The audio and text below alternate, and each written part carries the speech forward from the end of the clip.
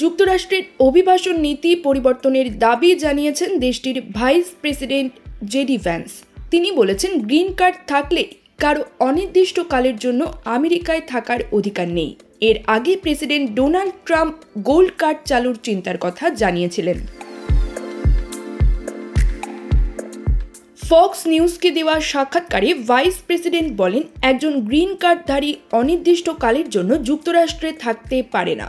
দ্বিতীয়বার ক্ষমতায় এসেই প্রেসিডেন্ট ট্রাম্প অবৈধ অভিবাসীদের নিজ নিজ দেশে পাঠানোর প্রক্রিয়া শুরু করেছেন। সেই সঙ্গে কঠোর শুল্ক নীতির কথাও ঘোষণা করেছে ট্রাম্প প্রশাসন। শুধু তাই নয়, আমেরিকায় জন্মগত নাগরিকত্ব আইন বদল নিয়ে আইনি লড়াই চালাচ্ছেন ট্রাম্প। সেই আবহেই আমেরিকার অভিবাসন নীতিতে বড় বদলের পরিকল্পনা করছে প্রশাসন। গোল্ড কার্ড কিনে নাগরিকত্ব পেতে গুনতে হবে $5 মিলিয়ন বা 60 কোটি টাকা। অনেকের মতে নতুন গোল্ড কার্ড চালু হলে বর্তমান EB-5 প্রোগ্রামের ওপর প্রভাব পড়তে পারে।